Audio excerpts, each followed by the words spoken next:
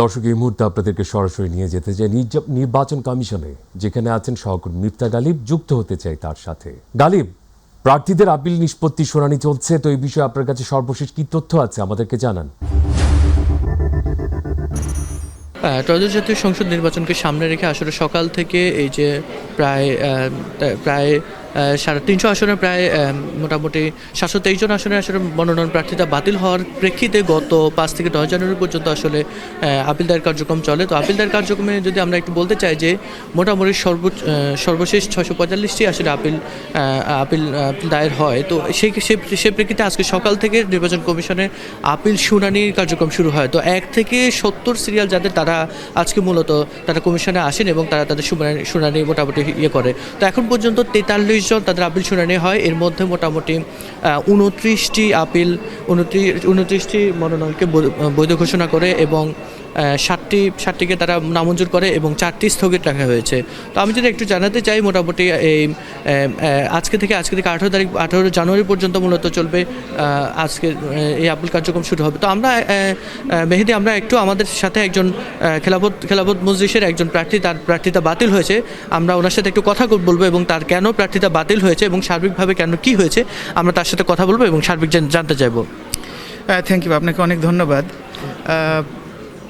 জি, এখন যেটা প্রবলেম হয়েছে সেটা হলো যে তারা বলছে আমার কাগজপাতি কোথায়, কাগজপাতি দেখালাম, তারা অ্যাকসেপ্টেড হলো পেপার চাই।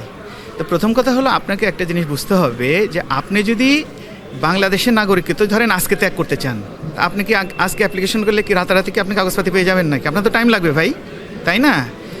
তাহলে আমি সাবমিশন করেছি, আমি টাকা পয়সা জমা দিয়েছি, তার হলো ইমেল আছে আমার কাছে, অথচ ওনারা এই কাগজপাতি কিছুই দেখবেন না, দেখতেই চান না। তাদের প্রথম কথাই হলো যে আপনার পেপার কোথায়? আরে বাবা, তোমার এই যে এখানে যে সিলেটের যে হলো আপনার দুজন প্রার্থী, তাই না, নাগরিকত্ব বাতিলের প্রমাণ যেটা বলতেছে, এটা তো শুধু আমার একার ক্ষেত্রে না, এখানে আপনার যে আব্দুল আওয়াল মিন্টু যে নারায়ণগঞ্জের আসনের যেটা হলো, এরপরে সিরাজগঞ্জে আপনার 6 আসনের যে ডক্টর এম এ মোহিত, এরপরে হলো আপনার এম এ মালিক যে হলো আপনার সিলেট আসনে এম এ মালিক হলো। এরকম ভরি প্রমাণ দেখা যাবে যাদের রিনাউন্সিয়েশনের কোনো অ্যাকসেপ্টেড পেপারই তারা দিতে পারেনি, সেম কেস, কোনো কাগজই দিতে পারেনি, তাদেরগুলো সব হয়ে গেল আর আমার এটা বাতিল করে দিল, আমার এটা কাগজ দেখতে চান উনি।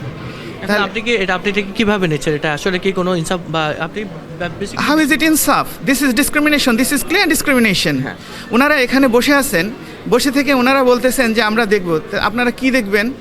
আপনারা এখন পর্যন্ত কোনো সিদ্ধান্ত নিতে পারেননি। আমি যখন এসেছি তখন আমার এটা সরাসরি এটা বাতিল করে দিল। এটা কি ইনসাফ হলো? আপনি এটা বলেন। আমি জাতির কাছে প্রশ্ন রাখতে চাই, এটা কি ইনসাফ?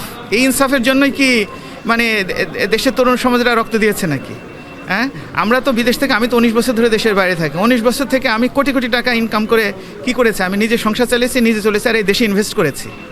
এই দেশকে গড়ার ক্ষেত্রে আমার প্রচুর অবদান আছে। আমি তো এখন এই দেশকে দিতে চাই, আমার বয়স এখন 52 বছর, ঠিক আছে? আমি just I want to invest my merit, my time, everything. Thank you.